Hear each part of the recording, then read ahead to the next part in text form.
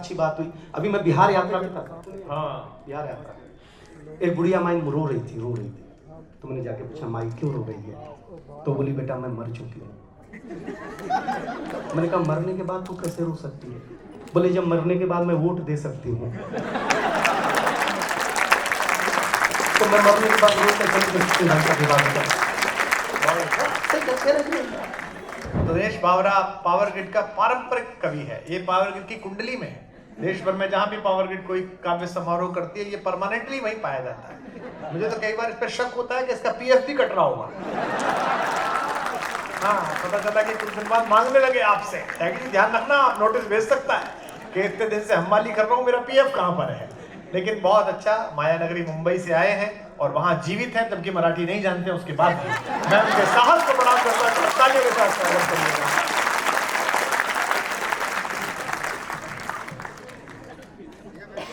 विश्वास जी ने मुझे इतनी इज्जत दी, इज्जत ही कही जाएगी। आज मेरी कुंडली खराब है। चेयरमैन साहब जब नीचे मिले तो उन्होंने बोला, आज तो कुछ अच्छा सुनाई देना। तभी मैं समझ गया कि आज अपनी कुंडली गड़बड़ है, आज कुछ गड़बड़ होने जा रहा है। लेकिन पल्लवी को जो आपने प्यार दिया तो मेरा भी अब मन कर रहा है मूंछ कटा लो। अगर महिला होने मात्र से ये सम्मान मिलने लग जाए, तुमको पुरुष क्यों रहना भाई? हाँ, ये भाग्य में सम्मान लेके आती है। मैं बता रहा हूँ, भाग्य में। दुनिया झूठा है। और अच्छा, चेयरमैन साहब खाना है क्या प्रोग्राम के बाद?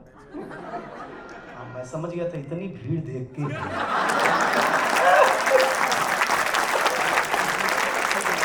कविता के नाम पे कितनी नहीं आ सकती साहब। हम जानते हैं साहब क्या आरती आदमी की कमजोरी हमको पता है। आप इसे कविता के नाम पे नहीं बुला सकते।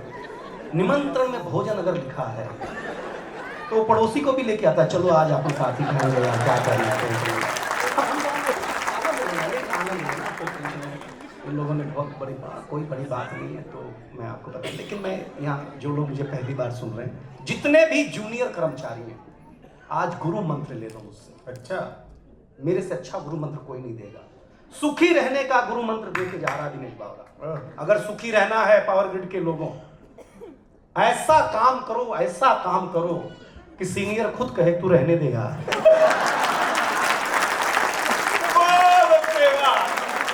कर लूंगा। सुखी रहना चाहते हैं, हम ऐसे ही मंत्र देते लगे। क्या पल्लवी ने सुनाया भाई, ये सुर के साथ सुनाती है, हम ससुर के साथ सुनाते हैं। हमारा रिश्ता है, कोई तनाव लेना नहीं। कुत्तों की बात हुई, कुत्ते भी आदमी होते हैं। ये कुत्ते का नाम है डॉबरमैन। हाँ, थोड़ा दिमाग लगाएंगे आप लोग, क्योंकि मुझे पता है कि जब आदमी का दिमाग नहीं काम करता तो डॉक्टर लोग उसको शॉक लगाते हैं, बरोबर ना? वो पावर भी आपकी तरफ से जाता है। हाँ, मैं अध्याय समाप्त हुआ ऐसा कहने की हिम्मत नहीं जुटा पा रहा हूँ, लेकिन मैं आपको सिखा दूंगा कि ताली कैसे बजानी है। कुमार विश्वास जी मुझे प्रेम कर रहे हैं, इतना सम्मान दिया, सम्मान से अपेक्षा मैं कर ही नहीं सकता। आप मेरा चेहरा ध्यान से देखो, पूर्व मुख्यमंत्री से मिलता जुलता है।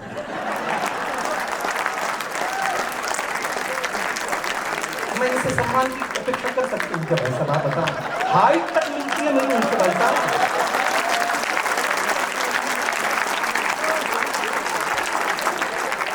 अच्छा चल, एक बोतल पे एक बोतल फ्री दे।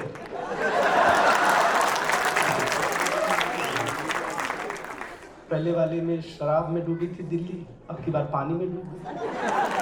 तो कॉकटेल तो हो ही गया, इसमें कौन सी बड़ी बात है। लेकिन आप लोग क्या सेना का ऑडिटोरियम है, सिंदूर ऑपरेशन 20 साल पहले भी मैंने भी किया था त्यागी साहब। पीओके को डोली में बिठा के लाया था भाई साहब। हमला जो झेल रहे हैं ना, हम ही जान रहे हैं। और सिंदूर नाम वही दे सकता है।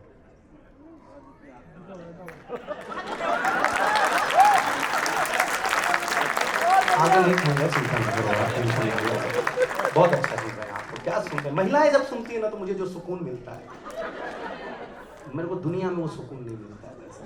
महिलाएं जब मुझे सुनती है, क्या अच्छी बात हुई। अभी मैं बिहार यात्रा पे था। हाँ, बिहार यात्रा, एक बुढ़िया माई रो रही थी। तो मैंने जाके पूछा, माई क्यों रो रही है? तो बोली, बेटा मैं मर चुकी हूँ।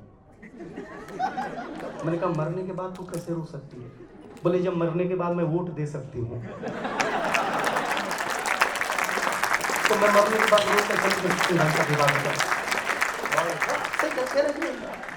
सर, हम उत्तर प्रदेश वालों की इज्जत करो। सारे वीआईपी देवता हमारे पास हैं। राम हमारे पास, कृष्ण हमारे पास, शिव हमारे पास। हाँ, अगर इन तीनों को नहीं मानोगे तो योगी आदित्यनाथ हमारे पास है ही है भाई साहब।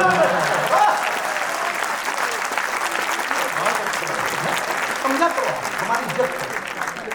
नहीं तो हम करवाना जानते हैं कैसे कराई जाती है इज्जत। कोई टेंशन लेना नहीं, बिल्कुल। महिलाएं बैठी है, क्या अच्छा लग रहा। मैडम प्रणाम, कला के प्रति आपका इतना अनुराग है, बहुत अच्छा लगता है मुझको। ये तो अच्छा है भाई साहब कि हमारे परंपराओं में लड़के लड़की देखने जाते। अगर ये लड़कियां लड़की देखने जाती तो बोलती क्या जानते? इसी डिजाइन में एक और दिखाना।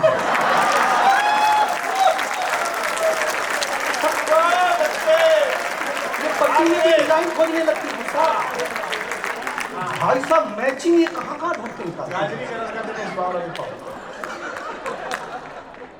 मैं सही बताता हूँ, मेरी बीवी साड़ी खरीदने गई। इतना बड़ा शोरूम, पूरी साड़ियां जो खांचे होते हैं ना, उससे काउंटर पे थे। यूक्रेन बना दिया था पूरे शोरूम को।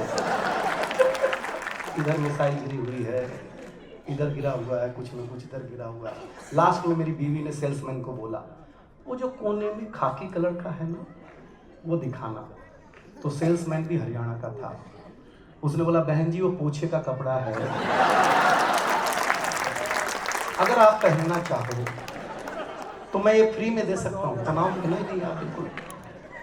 एक मैं देखिए, कुमार सर जब मंच पे होते हैं तो मैं बहुत ज़्यादा घबराया हुआ होता हूँ, डरा हुआ होता हूँ कि मैं ऐसा क्या सुना दूँ कि जो उनको लगे कि मैंने कुछ अच्छा सुना दिया है, क्योंकि वो मानते नहीं है कि मैं अच्छा लिख लेता हूँ। अच्छा, जो इज्जत आप हमें यहाँ दे रहे हो, अगर ये घर मिल गई होती, अच्छा आपको अपने घर मिल गई होती तो आप आते क्या? आप चाहते हम आपकी तारीफ करें, क्या श्रोता है, लेकिन एक वादा करता हूं, पावर ग्रिड से मेरी बीवी का कोई ना कोई रिश्ता जरूर है, कोई ना कोई रिश्ता जरूर है। क्योंकि दिन में एक बार ऐसा जरूर बोलती है कि पूरे शरीर में करंट लग जाता है ऐसा। करंट पास होने लगता है, शरीर में करंट पास होने लगता है। लेकिन आप लोग सचमुच अच्छा सुन रहे हैं, इसमें कोई दो राय नहीं है। पावर ग्रिड में मैं पारिवारिक, सही में सर ने बहुत अच्छी बात कही कि मैं पीएफ व पेंशन वाला हूँ। हमारी तो, मैं अपने पिताजी के एक बार पास गया, मैंने कहा पिताजी, मतलब मेरी पत्नी के पिता के पास, मैंने कहा कि मैं आपकी लड़की से 20 साल से प्यार करता हूँ। बोले, आप क्या चाहते हो? मैंने कहा शादी करना चाहता हूँ। वो बोले, शुक्र है भगवान का, मैंने सोचा पेंशन मांगने आ गया। अद्भुत मामला है। लेकिन आप लोग सचमुच अच्छा सुन रहे हैं, इसमें कोई दो राय नहीं है। मैं आपसे ताली नहीं मांगूंगा क्योंकि आप लोग अच्छे लोग हैं, लेकिन एक बात और ध्यान रखना, जीवन में अगर दिन खराब हो ना, तो ज्योति नाम की लड़की भी आपके जीवन में अंधेरा ला सकती है।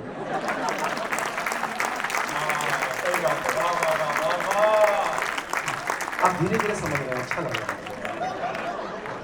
अगर आप धीरे धीरे समझने वाले नहीं होते तो नीचे थोड़ी बैठे होते, ऊपर बैठे होते ना भाई साहब।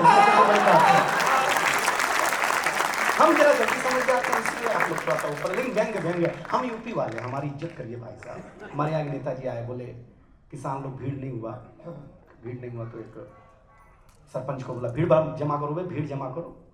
तो सरपंच भीड़ लेके आया, तो किसान के पैर में मिट्टी देख करके नेताजी ने पूछा, ये मिट्टी कैसे लगा है जी? तो किसान ने बोला, सर सीधे खेतवे से आ रहे हैं तो मिट्टी नहीं लगा रहेगा तो सोना लगा रहेगा। तो नेताजी ने जो भाषण में कहा किसानों को, दिल बाग बाग हो गया। नेताजी ने कहा, तुम हमें जिताओ, हम तुम्हारे खेतों में टाइल्स लगवा देंगे।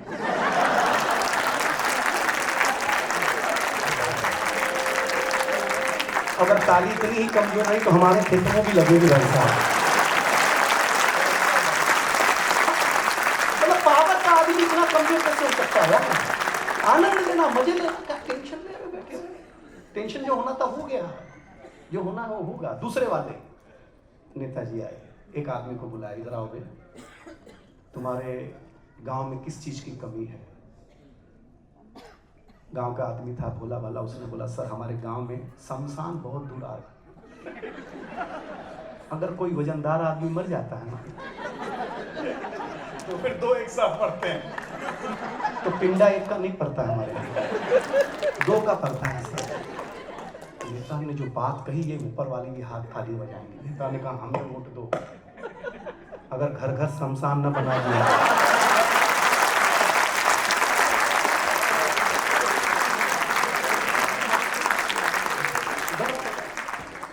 आनंद लेना आप लोग। इसको बोलते हैं व्यंग। एक व्यंग पर मैंने पैदा किया। अच्छा। सुनना, ये दुनिया में भारत में वेजिटेरियन प्रोडक्ट को पहचानने के लिए हरे रंग की बिंदी होती है और नॉन वेजिटेरियन के लिए लाल रंग की बिंदी होती है।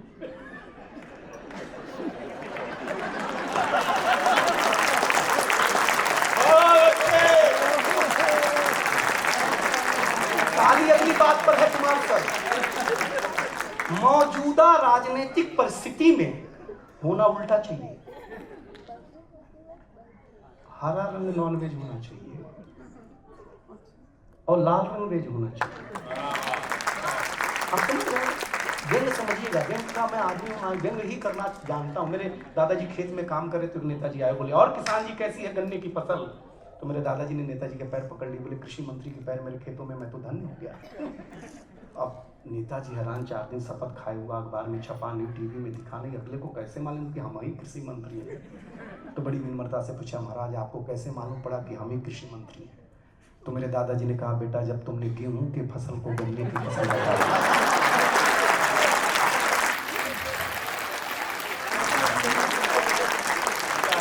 तब हम समझ गए कि आप हमारे प्रदेश के समझ रहे ना व्यंग। अच्छा लग रहा ना आप लोगों को? अच्छा लगना। अभी मेरी बीवी बोली चलो सैयारा फिल्म देखने, मैंने कहा थिएटर में भी रोना पड़ेगा।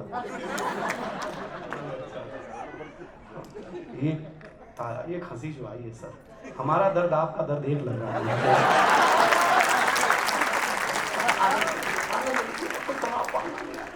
क्या करेंगे यही जब सुना करके हम आपका, लेकिन एक टिप्पणी करूंगा आपको अच्छा लगेगा।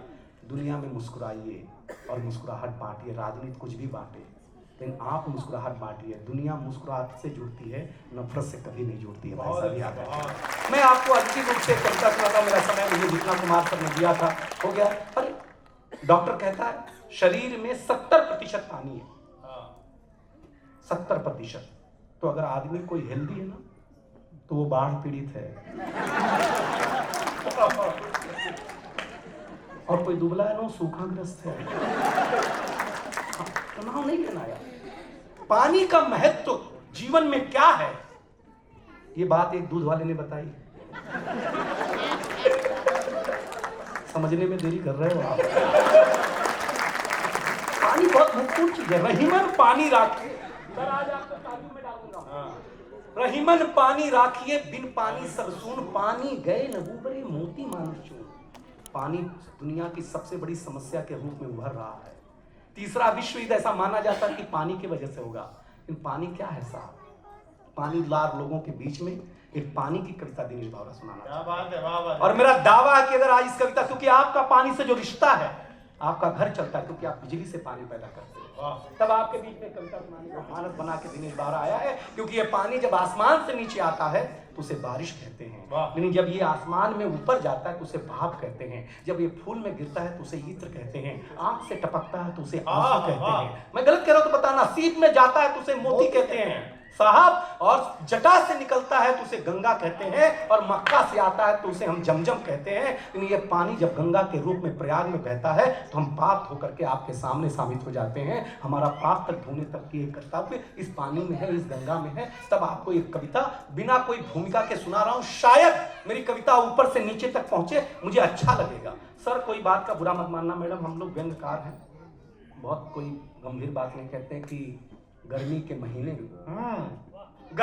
महीने में चिलचिलाती धूप के बीच डोरबेल बजी, मैंने दरवाजा खोला तो एक शख्स पोस्टर थमाते हुए बोला हम जल जीवन मिशन से हैं, आप हमारे तरीके अपनाइए, पानी बचाइए। हम ठहरे हाथ से करो। हमने कहा पहले आप बताइए कि आप पानी कैसे बचाते हैं। उन्होंने कहा किसी को बताना मत, हम सिर्फ बरसात के महीने में नहाते हैं। हमें दूसरा मजाक सूझा, हमें दूसरा मजाक सीधा पावर ग्रिड। ये चौथी बार कविता मैं सुना रहा हूं और सबसे बुद्धिजीवी लोगों के बीच में पहली बार सुना रहा हूं।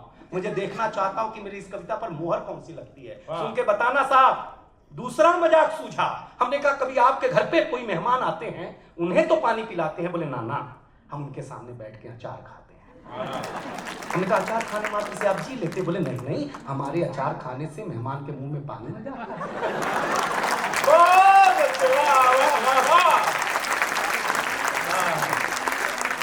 और वो मैंने कहा तुम कमाल हो भाई। बोला कमाल हम नहीं, कमाल पानी है। पानी की हम सब पर बड़ी मेहरबानी है। चाहे जीव हो, जंतु हो, जानवर हो या जात हो इंसानी, सबको चाहिए पानी।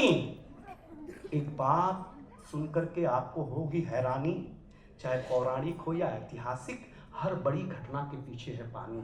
वाह, आपने सुनी होगी राम कहानी, उसके पीछे भी है पानी। पानी लेने गए श्रवण कुमार को अगर राजा दशरथ ने जानवर समझ के न मारा होता तो राम राजा ही होते, वनवास न धारा होता।